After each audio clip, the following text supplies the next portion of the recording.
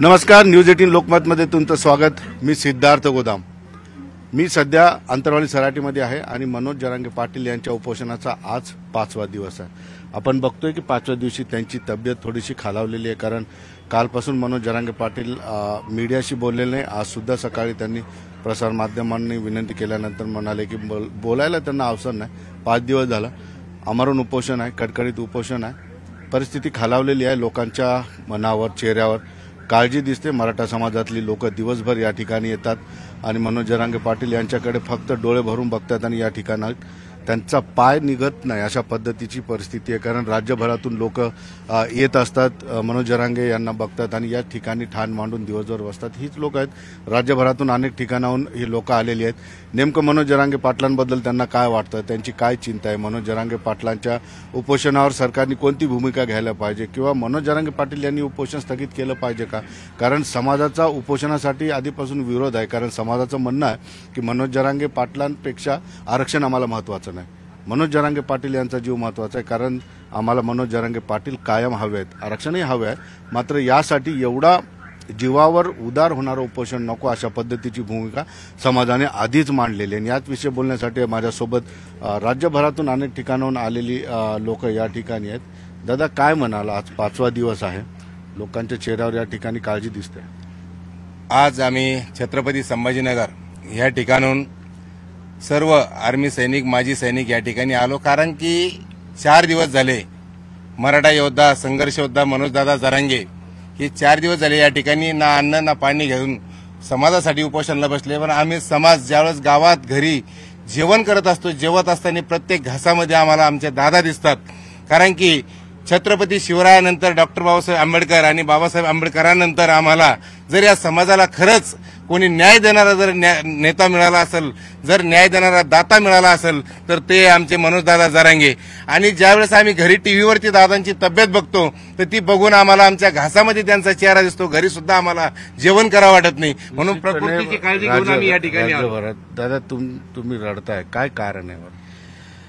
मला मागच्या वर्षीपासून मी कंटिन्यू हप्त्याला 2 हप्त्याला इथे येतो। मी माजी सैनिक आहे।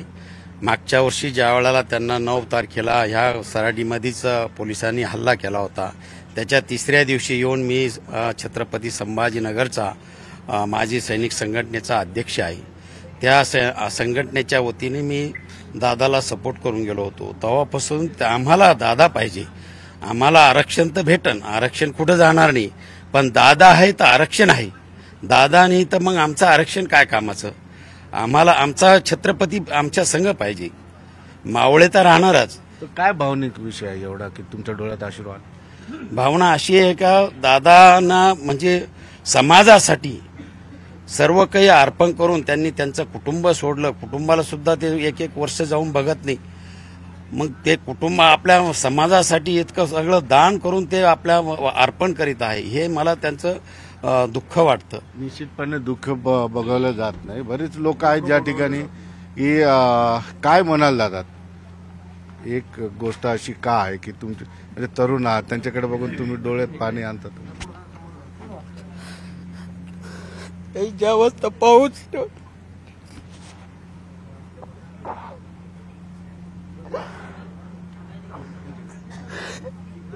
बोलू शकत नाही, त्यांच्याकडे बघू वाटत।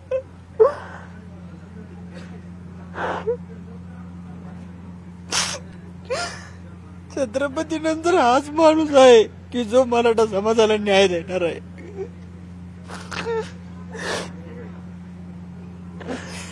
नाही पावत नाही, बोलूच शब्द फुटत नाही।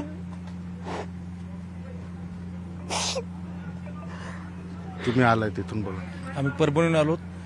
आम्हाला एवढं या ठिकाणी सांगायचं की राजकारणाला मुद्दाम एवढं सांगायचं की त्यांच्या जर जीवाला जर थोडं पण काही जर झालं तर महाराष्ट्रामध्ये कुठंही त्यांची गाडी किंवा त्यांना फिरू देणार नाहीत। हा सर्वात मोठा एक इशारा आहे मराठा समाजातर्फे। एवढंच की लवकरात लवकर हा जो मराठा मुद्दा आहे हा लवकरात लवकर सोडण्याचा प्रयत्न करावे आणि आम्हाला न्याय द्यावा, ही एवढीच त्यांना हात जोडून परत एकदा विनंती आहे। निश्चितपणे बघतोय आपण लोकांची भावना आहे, घरातलाच व्यक्ती असल्यासारखं या ठिकाणी सगळे लोक भावनिक या ठिकाणी होत आहेत। काय म्हणणं आहे दादा? मनोज जरांगे दादांनी जे काही 1 वर्षापासून मराठा समाजाला आरक्षण मिळण्यासाठी जे काय आटापिटा केलेला आहे आणि आजचा तो चौथा त्यांचा उपोषण आहे आणि 6वा उपोषण आहे आणि आज 4था दिवस आहे.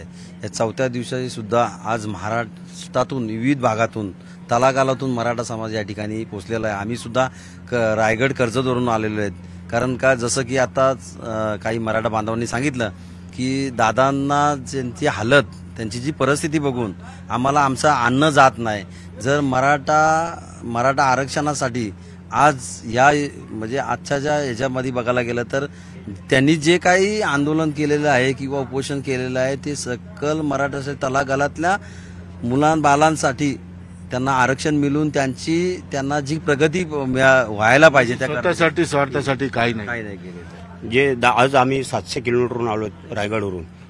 दादांची परिस्थिती आम्ही टीव्हीवर पाहतोय, बघवली नाही म्हणून आम्ही तर रात्री काल संध्याकाळी 7 वाजता निघालो, सकाळी पोहोचलो इथे. आजच्या अशा परिस्थितीत सुद्धा सरकारने जर आरक्षण नाही दिलं तर सरकारला आम्ही महाराष्ट्रात कुठेही फिरून देणार नाही. आज हे जे मंत्री लाड आहे, प्रसाद लाड राणे, हे जे बोलतात, आपल्याला राजकीय नको बोलायला आता, परंतु असं वाटतंय दादा की परिस्थिती खालावत चाललेली आहे. काय तुम्ही म्हणाल मनोज जरांगे दादांना समाज म्हणून? महाराष्ट्र शासनानं फडचा निर्णय घ्यावा की ओबीसीतून आरक्षण देऊन मनोज दादाचं आमरण उपोषण हे करावं, त्याच्या मान्य करावं, मागणी आणि त्यांचं उपोषण सोडवण्याचा प्रयत्न करावा शासनानं लवकरात लवकर. मनोज जरांगेनं काय आवाहन कराल एक ज्येष्ठ नागरिक मराठा समाज? आरक्षण मान्य केल्यानंतर दादा उठणार आहेत. शासनाने येऊन त्यांचे हे करून आरक्षणाचं जे मान्य आहे जे दादानं हे केले ते मान्य करावं, दादा उठते. काय म्हणणं? मला तुमच्या माध्यमातून शासनाला एवढं सांगायचं, मनोजदादा जरांगे पाटलांनी जी मागण्या मान्य केल्यात आणि ते स्वतःसाठी नाही ना त्यांच्या लेकरा बाळासाठी नाही, सकल गरजवंत मराठ्यासाठी मनोजदादा जरांगे पाटलांनी मागण्या केलेल्या आहेत. ते मागण्या त्वरित मान्य करून समाजाला न्याय देण्याचे भूमिका घ्यावी. एकंदरीत तुम्ही बोलले नाही, परंतु आता तुम्ही बोला. काय म्हणते की एक तुमचा काही संबंध नाही त्याचा, फक्त ते मराठा समाजाचे, तुम्ही मराठा समाजाचे, पण घरातला व्यक्ती बसल्याची भावना तुमच्या मनामध्ये असं काय एवढा?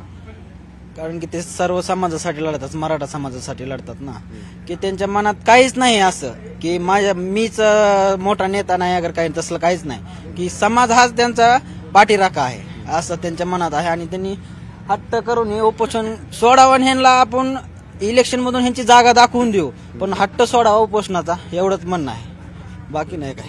कुठून आले दादा तुम्ही? आम्ही परभणी शेलो तालुका. काय भावना काय इथं आल्यानंतर? पाटील ना सत्तेसाठी ना स्वार्थासाठी, पाटील लढतात फक्त मराठा आरक्षणासाठी. काय पाटलाची मागणी तर मराठा आरक्षण, पण एवढं शासन अदखल आहे.